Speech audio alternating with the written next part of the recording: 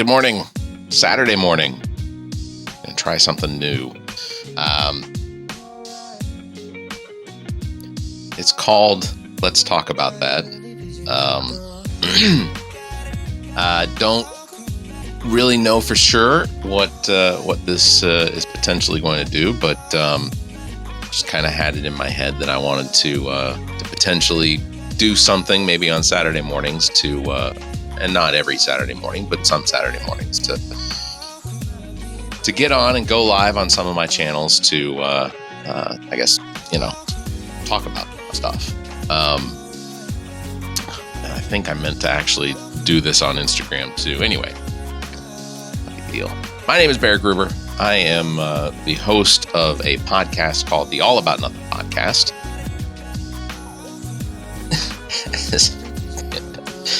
That All About Nothing podcast. We talk about all about nothing, different subjects, things like that, and we have politicians. We have a bunch of different guests on, authors, things like that, people that are important in the community, and we talk about a bunch of different subjects. News and politics sometimes takes the most of the attention, but anyway, so I guess what it is that I intended on doing by going live here on Saturday mornings was just sort of an offshoot from the regular podcast and what we do with the All About Nothing podcast. But before I get started, I wanted to go ahead and make just a couple of announcements. The Big Plant Expo is coming up here at the State Fairgrounds in Columbia, South Carolina. That's going to be July the 26th and 27th. Checking my calendar. Correct. I got it right. First try. July 26th, 27th, the Big Plant Expo, again, taking place at the State Farmers Market not the State Farmers Market, the South Carolina State Fairgrounds here in Columbia, South Carolina.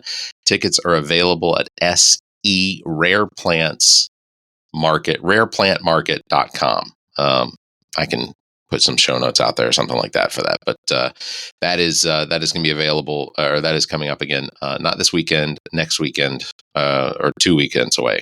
So July 26th, 27th, that's coming up. Also, the Everplay Sports and Social Fall 2025 League, the information for that is going to be released, or it has been released. In fact, actually, while I'm saying that, I might as well check to see if it has been released, because then I can tell you what's coming up for the Everplay, the leagues that are coming up.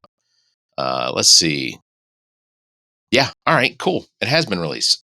So for the, you can go to everplaysocial.com for the fall kickoff, all the fall 2025 league information.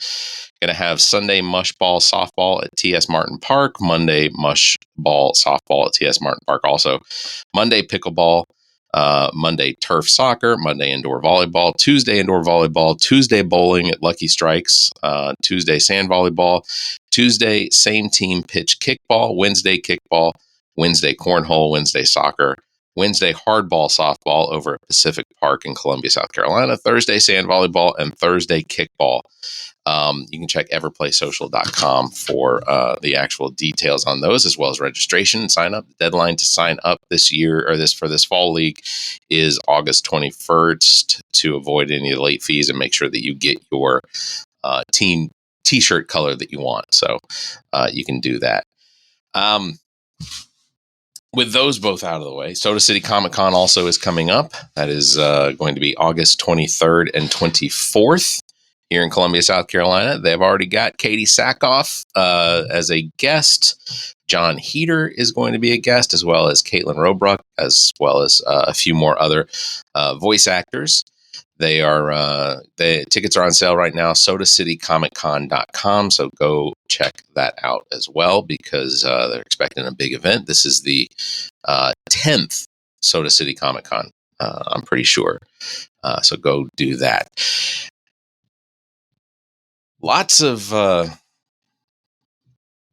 news going on with Trump and Trump administration and sort of things. It's it's almost one of those things where, I'm hesitant to try and bring much up in relation to the whole fiasco that is the Donald Trump administration, because and honestly, if you're on TikTok and you want to join, just do the whatever thing you got to do to potentially join this. But they had a press conference yesterday that felt quite unhinged when it came to what could have mitigated a lot of what went on July 4th in Kerr, Texas, and Kerr County, and the highlands, or the high grounds of Texas. Because Donald Trump and a number of his administration were on the grounds. They were there touring the disaster and getting firsthand look at what went on. This is pretty standard for a president to go and do this. During the Katrina hurricane disaster, President W. Bush, he did fly over the Air Force One did take a pass and flew over the disaster before they were able to get in there and actually walk around and such. So that was, and that's usually the footage you get of these, is you get footage of the president walking around, talking to officials, that sort of thing. I didn't see quite as much of that this time with Trump. It seems like when the natural disasters occur and this president goes and tours them, that a lot of what he does is goes and sits at a table and has a press conference where they have the press asking questions. A lot of the press in there asking him, almost always starting out with just immense platitudes. They are so gracious or Trump is so gracious for joining them on that day after such a disaster, and that they seem to express such immense thanks for this president, taking time out of his busy day, which I think it was, it's Friday, so it might have been a golf day, but they're so thankful that he showed up, and ultimately it's mostly just to give attention to the disaster and things like that. But they're talking about a lot of, and the president doesn't talk about it, but there's a lot of discussion going on about the preparedness of this particular county in Texas. There's a lot of reports that the county received $10 million from the Biden administration back in 2022 to, I guess, bolster or update some of their emergency management systems, including sirens that are placed along the river that indicate that there is a flood or a flash flood potential. The National Weather Service was potentially understaffed. That this is a direct result of the Doge cuts that were made, and that so there was a lot there's a lot of blame going around, and of course,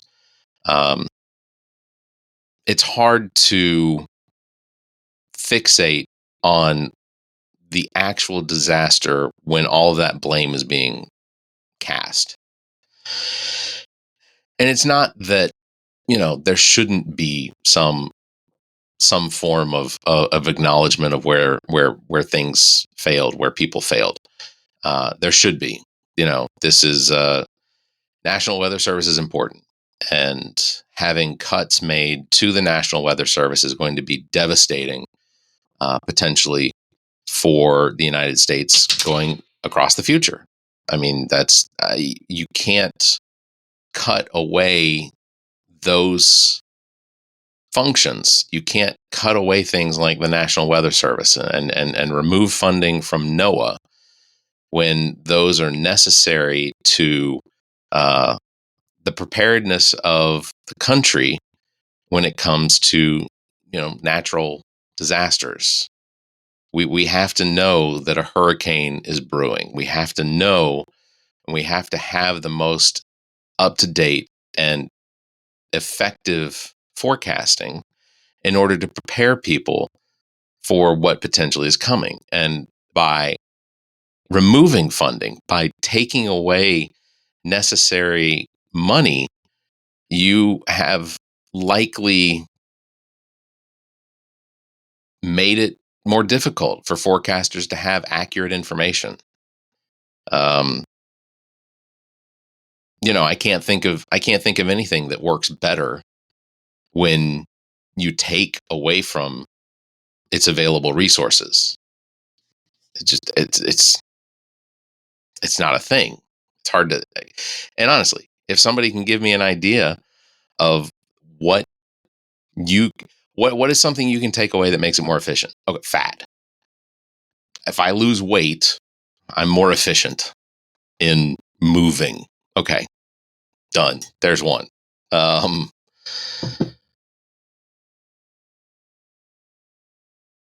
I can't think of anything else.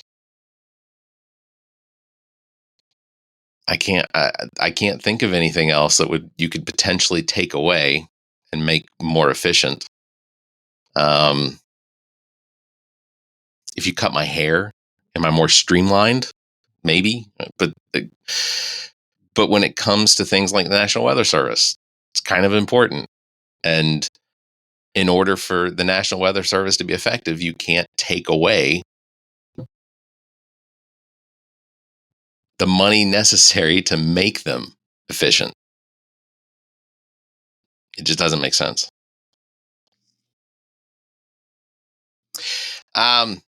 So, we can talk about some of that. We got a few people in the TikTok if you guys want to join. I live in Columbia, South Carolina. I am in a district in Columbia, South Carolina that is, it is represented in the South Carolina House Legislature by a man named R.J. May III. And if you know anything about R.J. May III or District 88 here in Columbia, South Carolina, you are probably aware that he is currently sitting in jail, accused, indicted, and arrested for child endangerment, specifically to videos of children that he was receiving in receipt of, as well as distribution of.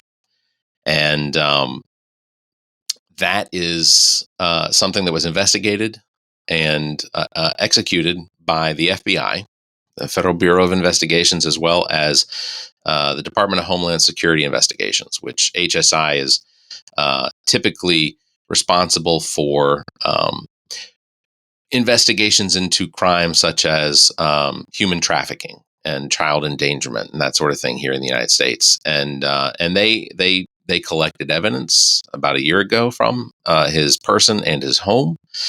That evidence was then used in front of a grand jury to indict R.J. May III.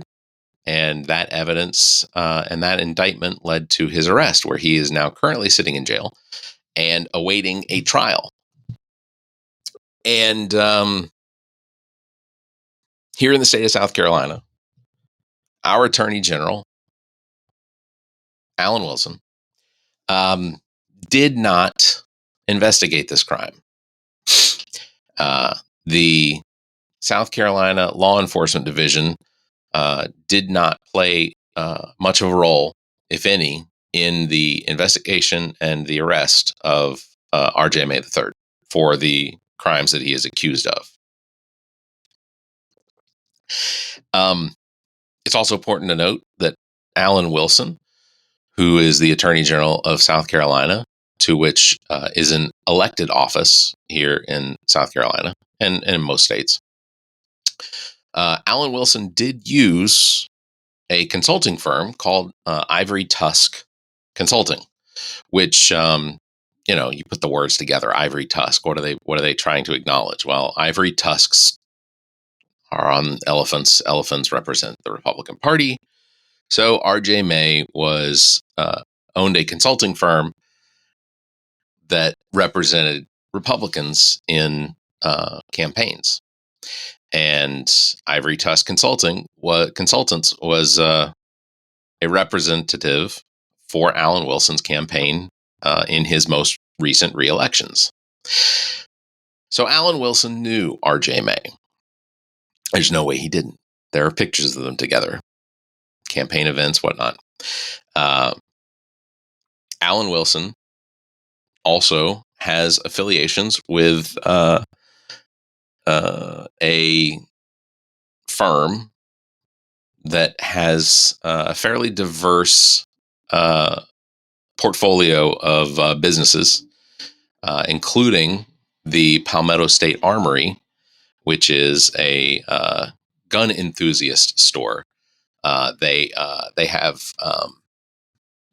have and build firearms. They also and sell, as well as they have a couple stores or a few stores around the state where they have firing ranges. So we have an attorney general who has a vested interest in a business here in South Carolina that has also potentially seen a lack of investigations into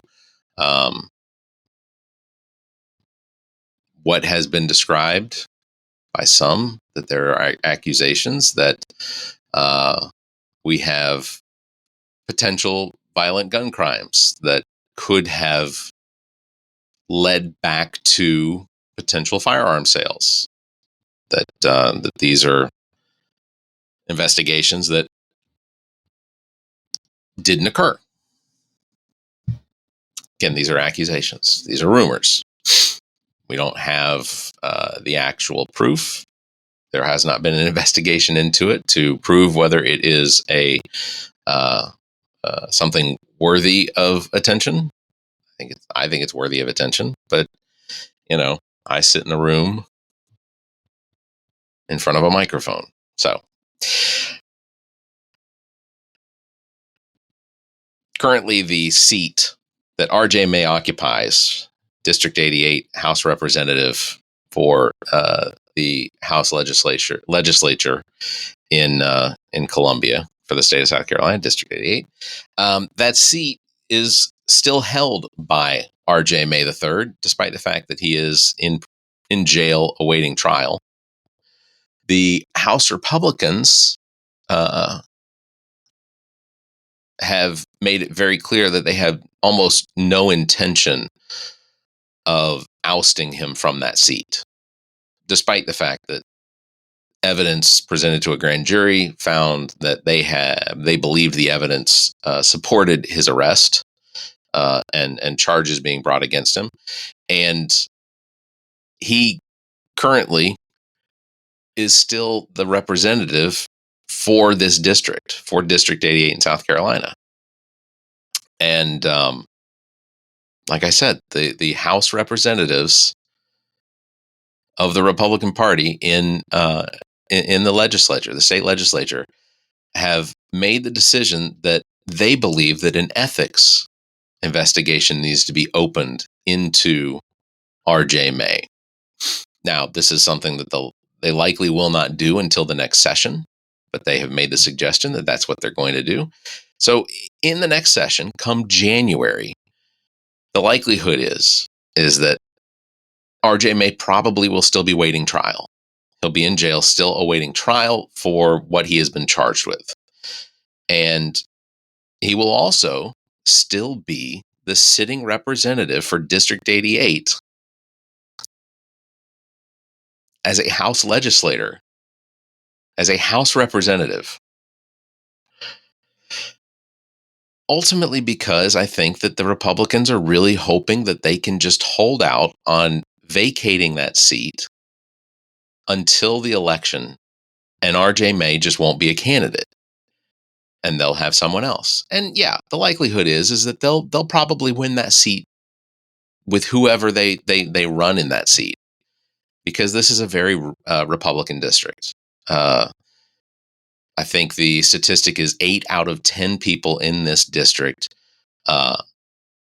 while they have no idea who it is they're voting for, they only vote party line. They will do zero research into who it is that they are voting for, as evidenced by the fact that in 2024, everyone knew about R.J. May, and they knew about the crimes that he was being investigated for, because Fitz News, newspaper out of Charleston, did break the story that his house had been raided by the FBI and HSI, and that they had collected numerous pieces of evidence for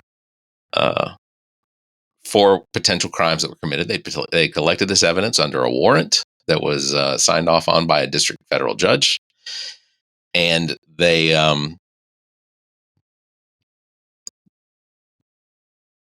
did all that. So and then to be coupled with the fact that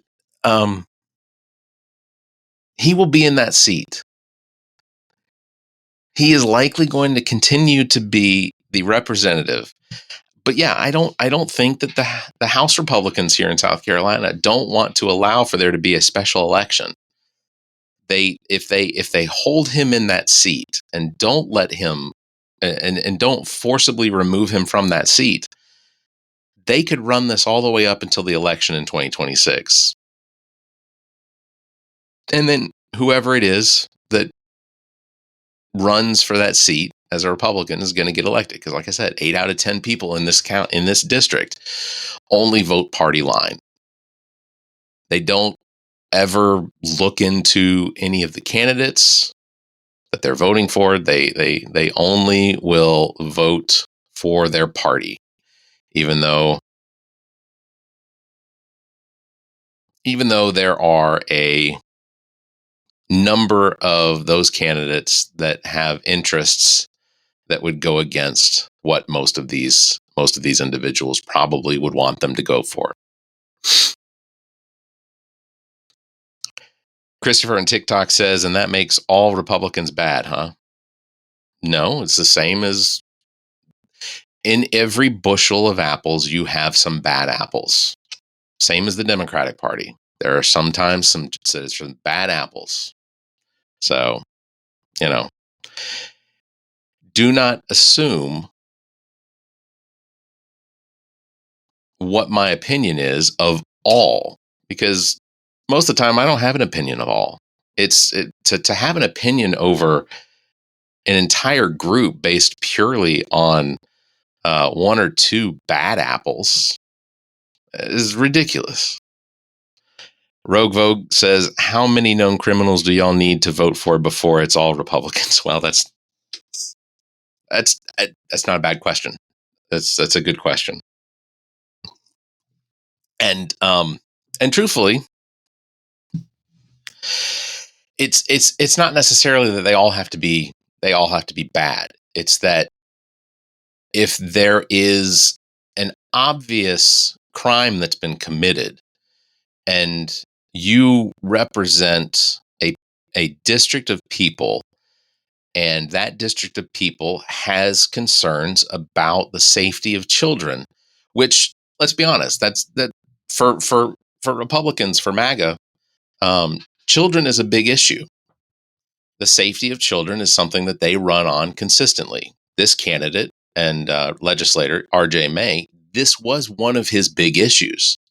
He ran on a campaign that was very focused on the idea that he was going to protect children, that banning books to prevent children from being indoctrinized by books and by teachers. He actually stood in front of the press with the Moms for Liberty behind him in an attempt to sue Lexington County School District 1 because they had librarians that wouldn't go through and remove books that the Moms for Liberty had asked them to remove.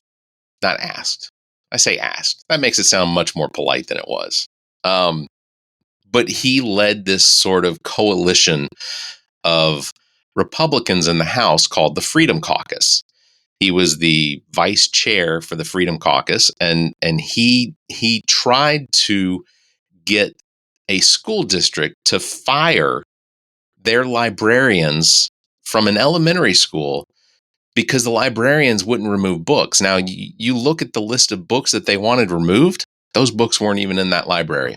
As we were talking about books that were for high school students that essentially Moms for Liberty and RJ May were just trying to make a scene that would draw the press out so that they could make it look like there was this group of educators that was fighting against the idea of removing these books when these books they weren't in that library. It was an elementary school library.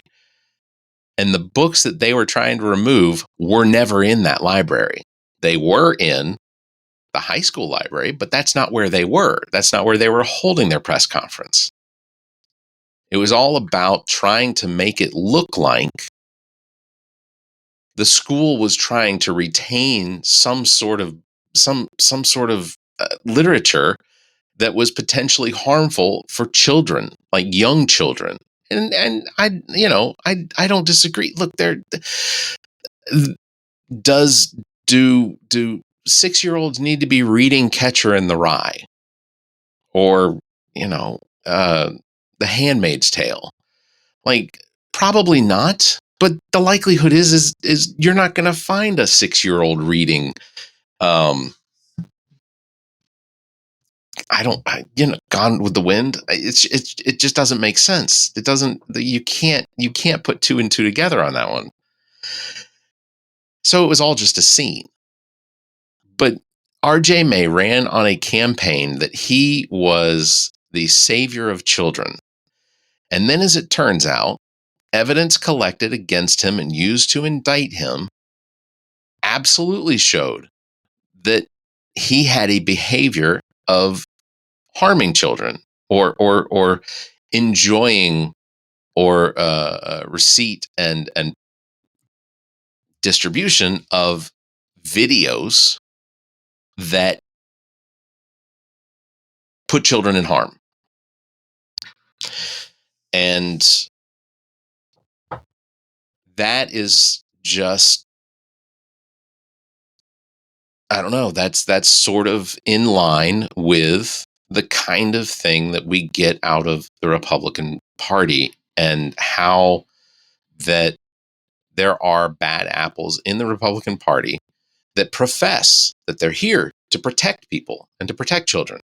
Hell, Donald Trump has said it over and over and over again about how this one big, beautiful bill was going to protect Medicare and protect Social Security, and protect Medicaid. But when you go into the reading, you find that Medicaid is being cut to the nearly $1 trillion mark over the course of the next few years. And that in order to stay on Medicaid, you have to qualify for it, which you have to be an American citizen, which, heads up, you have to be an American citizen to qualify for Medicaid anyway. There's no one that's fooling the system on that. If you are a documented migrant, if you are an undocumented migrant, if you are here illegally, why would you give yourself up just to collect Medicaid? You can't. I mean, you'd have to produce a Social Security number that matches you. And that doesn't, as much as Doge has made cuts, I'm pretty sure that's probably one that is probably still intact.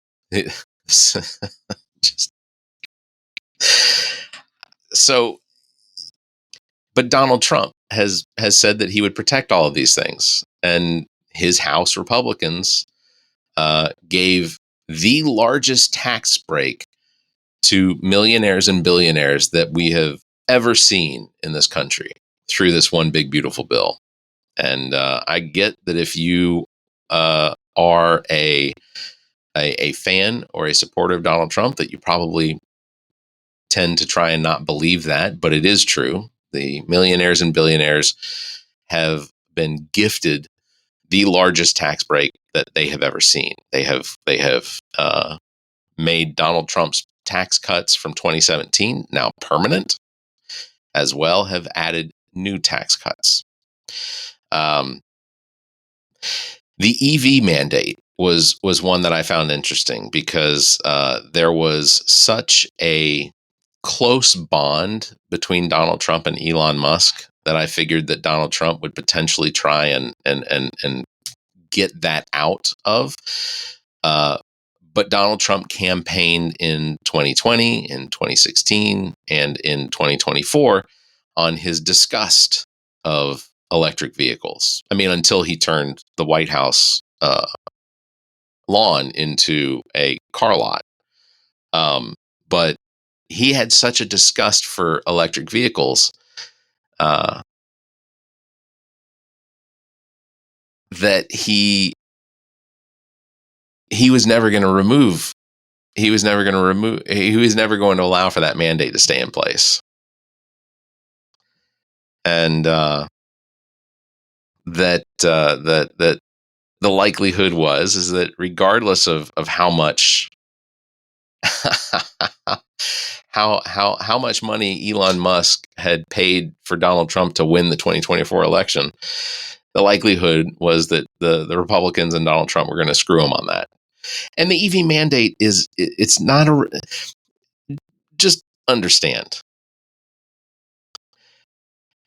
The EV mandate didn't require us as citizens of the United States to, by a certain year, only buy electric vehicles. It's absurd. No one was going to make you give up the vehicle you drive now and force you to purchase a vehicle that you probably couldn't afford. I know I can't. Well, I can. It's not, but my soul won't let me purchase. So it's just,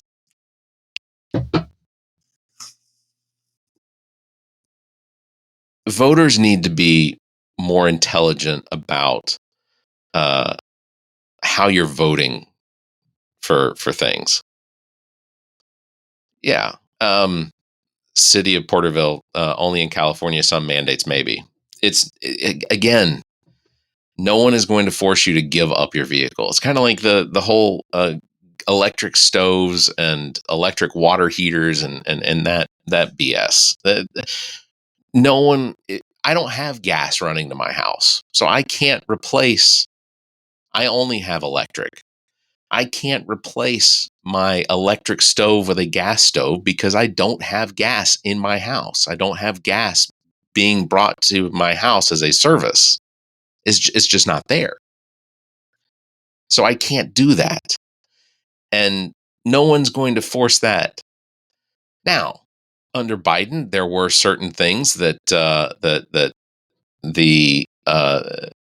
there were some things that they were trying to push when it came to the efficiency and safety of gas stoves and gas water heaters that actually benefit people, because your stove, there was technology that's new, and any new stoves or water heaters being sold had whatever this new, I don't know if it was just as simple as a different type of gasket.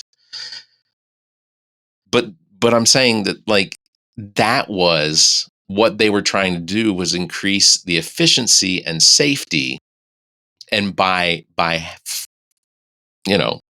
through regulations requiring that they have these safety functions and efficiency functions in place, it saves you on not having a leaky stove. If you buy a new stove, not that you're required to go buy a new stove, but that, it's, if you do buy a new stove, then thankfully the people selling you that stove, through regulations, have now been required to make sure that it is the most efficient and that it is the safest.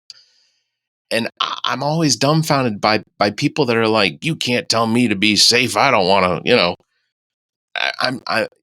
the government can't force me to be safe. You drive in a vehicle. legally around the country, you cannot drive unless you are wearing your safety belt. Otherwise, you get a fine. And don't get me wrong, if you are the type of person that has the financial wealth to be pulled over, and you have the available time to be pulled over every single time you get into your car, and you're perfectly willing to be pulled over every single time because you're not wearing a safety belt, kudos. Congratulations. Mazel tov. You've made it. Live that life. But a safety belt prevents you from going through the windshield in the event of a collision. Why would you fight that? Why would you fight against the idea that a new stove that you might potentially buy in the next 3 to 5 years is more efficient and has a specifically tuned gasket that prevents it from leaking, which means that there's not gas filtering into your house that could potentially, in a spark, explode? It's insane to me that people are like, I hate Biden so much. I hate Biden so much that uh, I don't want my family. I don't want myself and my family to have potential safety as and likelihood is, here's a hint. Here's a secret. It probably wasn't Biden that came up with that idea. It was some lobbyist for some manufacturing group that talked to a congressperson and took them out to lunch and then handed them a bunch of campaign money that said, "Hey, we want this in the next bill that passes through the House or the Senate." But that it sounded like a good idea anyway. So a lobbyist is who you probably need to blame for the fact that your family safety and the cost of the gas that you're using in your stove and water heater is now less, or potentially less, if you buy a new stove. These I'm just saying, these are the kind of things that are, it's crazy to me. Like, look, I disagree with Donald Trump's policies on things. Some policies. That's just where I stand. I don't like the deportations. I don't like the fact that here in the United States, regardless of your level of citizenship level, that whether or not you are a citizen or you are a documented migrant or you are a visaed visitor, I don't like the fact that there's a process that is being implemented currently that is forcibly kidnapping people without due process. The Constitution guarantees that if you are in the United States, you are afforded due process. That's how the Constitution is written. It's not an interpretation, that's how it's written. And what we have going on with these deportations is masked agents. Also, the Bill of Rights requires that the law enforcement identify themselves. Under ICE, they're wearing masks. They're not displaying badges. They're not identifying themselves. But ICE is now the largest law enforcement group in the country, and it answers directly to President Donald Trump, which actually, it actually answers more to Stephen Miller than Donald Trump. But Donald Trump will always say that he's the one in charge. Kind of not true, but Stephen Miller's the one barking out the orders. But we aren't upholding the Constitution because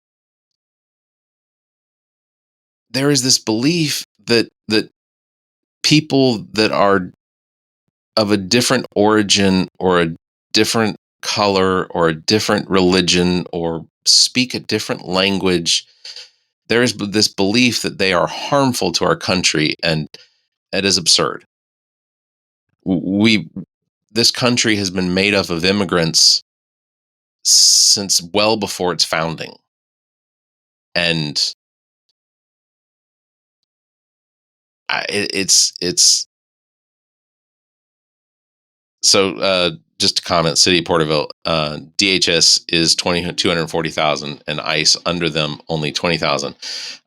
It's the money that's being spent on a very specific law enforcement group, which is now about 170,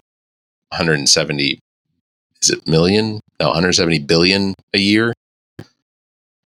170 billion for 20,000 compared to Department of Homeland Security, which is not a law enforcement group. Just so you know. Anyway, back to my rant. What we see going on with these deportations is not in line with the United States. The statistics show that whether undocumented or documented migrants, illegals here in the United States, if someone is here illegally, the statistics show crimes committed in the United States are sevenfold more committed by citizens in the United States than illegals, and that's per capita. People in the United States that are citizens of the United States are committing more crimes against people here than people that are not from here committing crimes against people that are here. And that is documentation released, statistics that are released straight out of the Department of Justice. That is Pam Bondi's Department of Justice. Donald Trump's Department of Justice confirms that crimes in the United States are well more committed by people here, by people that are of and from the United States, than people that are not from the United States. Again, per capita. So this idea that the United States is receiving the worst, or the people coming into the country are the worst, does not match up against the statistics that are released by Donald Trump's administration.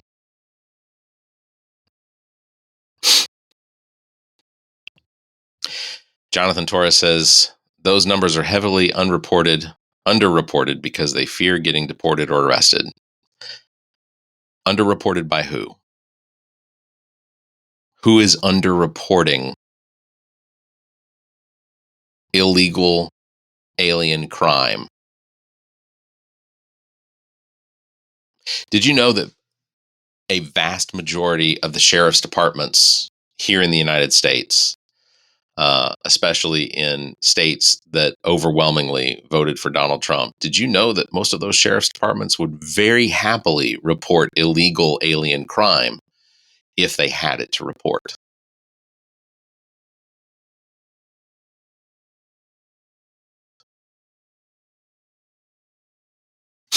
It's just food for thought.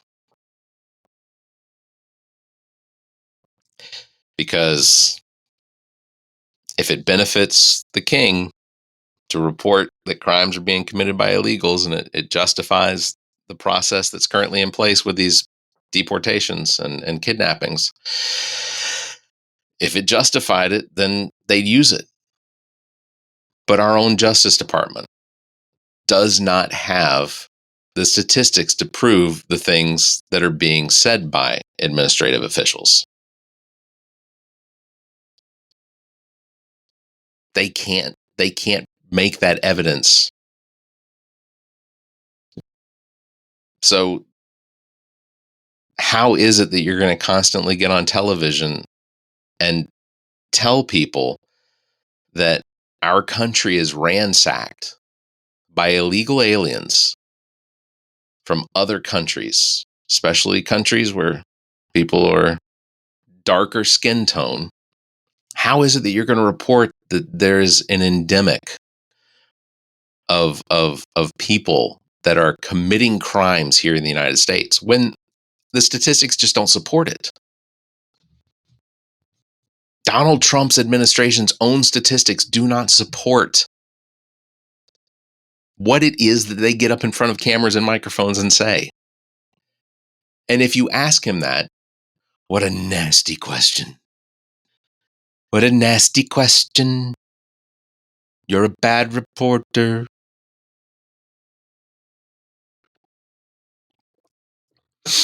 Jonathan Torres says, New York Times just admitted that they were wrong in dismissing the gangs in Colorado taking over apartment complexes.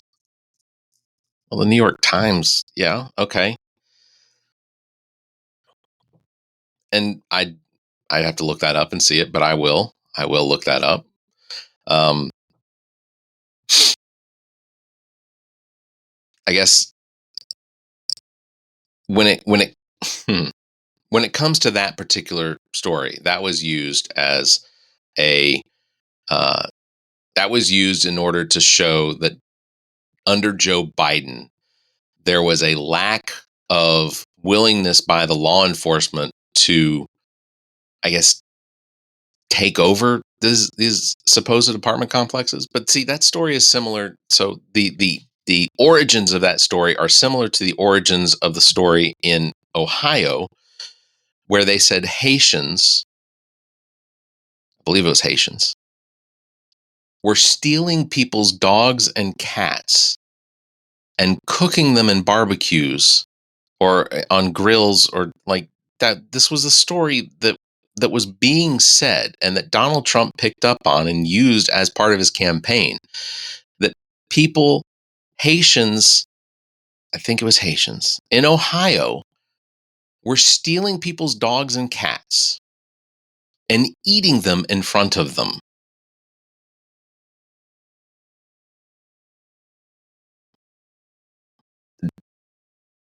It sounds crazy to say it out loud. And yet in Colorado, we have this story before the election that there was an apartment complex that was taken over by a, I guess, a Mexican drug cartel gang or something like that. But the sheriff's department in that district made statements to the news, both liberal news and, right-wing news, state-run news, Fox News, whatever. The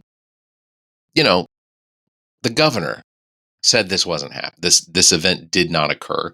The sheriff's department said that it did not occur. But now Torres here is saying that the New York Times came out and said that it did occur. They admitted they were wrong in dismissing the gangs in Colorado at the apartment complex, is what he said.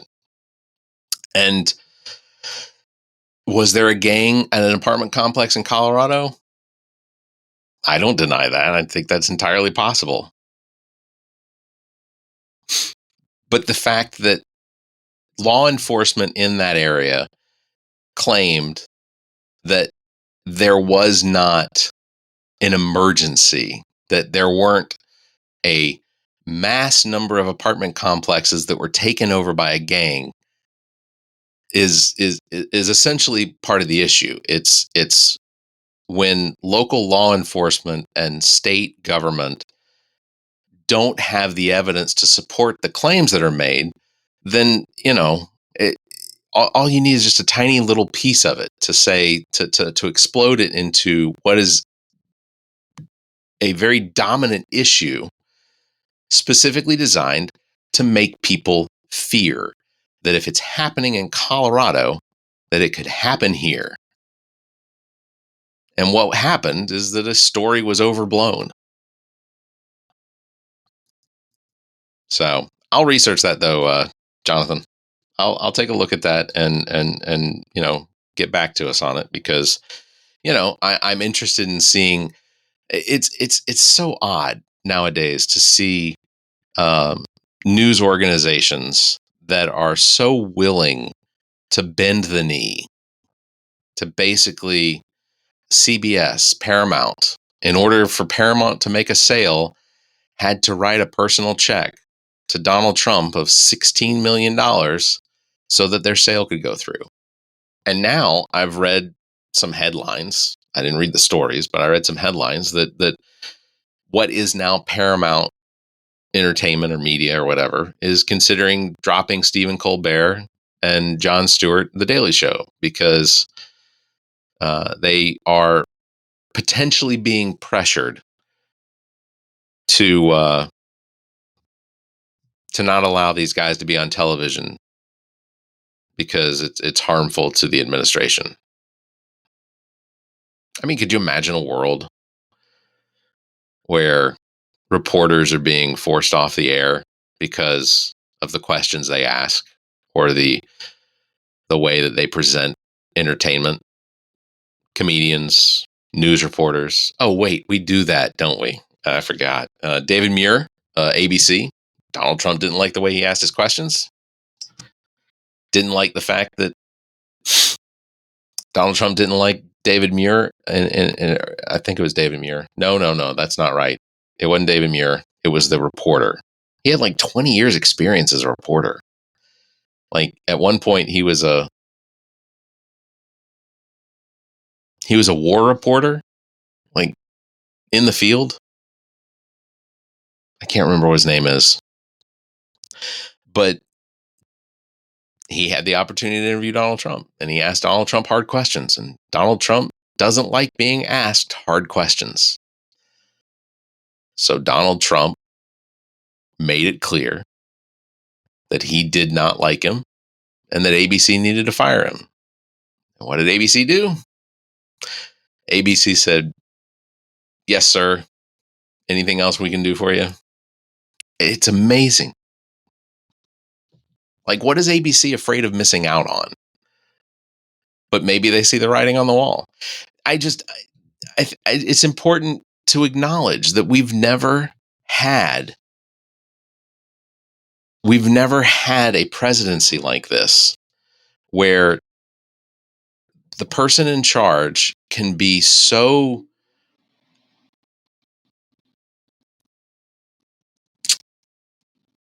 what's the word? We've never had a president who could be so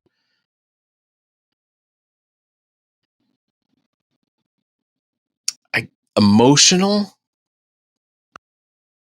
Like we've never had a president that was so emotionally up and down when it comes to, because like if you listen to a press conference, like Caitlin Collins from CNN can ask a question and Donald Trump will just sit there.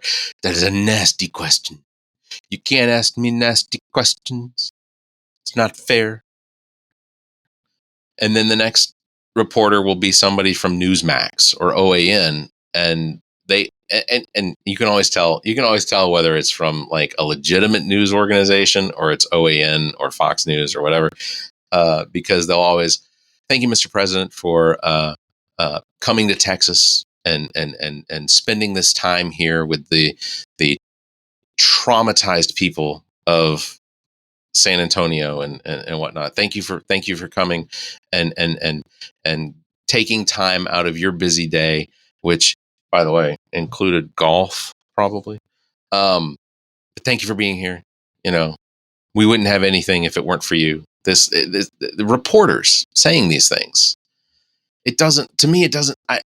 Having been in news, radio, and television 20 years ago, I cannot imagine a situation where I would ever open a back and forth dialogue with anyone, thanking them with these gratitudes for doing their job.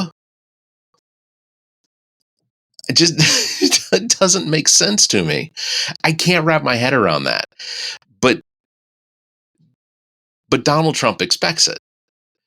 Donald Trump expects to be thank you for such a lovely question. Well, hold on, Mr. President. She didn't ask a question yet. She merely rubbed your thigh a lot. That was thank you for rubbing my thigh.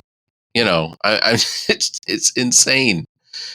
It's insane. And what's what is one of the craziest things to me is if Biden expected reporters to be as gracious towards him as these reporters are to Donald Trump. If Biden had done that and the reporters were doing for him what they're doing for Donald Trump, Fox News, OAN, Newsmax, One America, they would have a stroke. If we have elections again one day, and we and we have and we have we have someone that is not as Donald Trumpy as Donald Trump is, and these reporters were to do the same thing, they'd go crazy. They would go crazy. I can promise you, they would lose their minds over it. That if the reporters sat in the room and used the first 3 minutes of available time to basically just stroke the next president, they would lose their mind if he was a Democrat. If the expectation was like they'd absolutely lose their mind. That's not even just projecting or hyperbole. That is an absolute fact. They would lose their mind. So, well, I want to thank everybody that tuned in, commented on TikTok, and I sincerely appreciate it. I want to remind everybody that I am the host of the All About Nothing podcast with Barrett Gruber and Zach King. I am Barrett Gruber. You can follow me across all social media at Barrett Gruber. Please do that. If you're watching here on YouTube, Twitch, or on Facebook, please feel free to follow. I'm probably going to try and do this as often as I can, maybe Saturday mornings, maybe Sunday mornings. I'm not sure, but we'll do it for like an hour or so here. Follow me here on TikTok if you can. Appreciate that as well.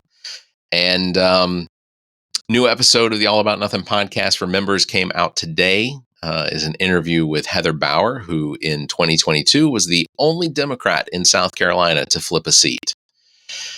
So that was a big deal. She is a fantastic interview. We had a really good time talking to her, and I look forward to all of the feedback we get from that episode. Heather Bauer was fantastic, and really, really, for me, we finally got her on the show. That was one that we've been trying to do for quite a while. And again, fantastic interview. Drops for non-members on Monday. It's when it publishes. You can watch it on YouTube, or you can listen to it anywhere where you listen to podcasts. Just go to theallaboutnothing.com. You can find links for YouTube, and as well, just search for the All About Nothing podcast on any podcast app you listen to podcasts on. It's a lot to say. So, all right. Gonna wrap it up. Thank you, everybody. You all stay safe, be kind, and keep your hands to yourself.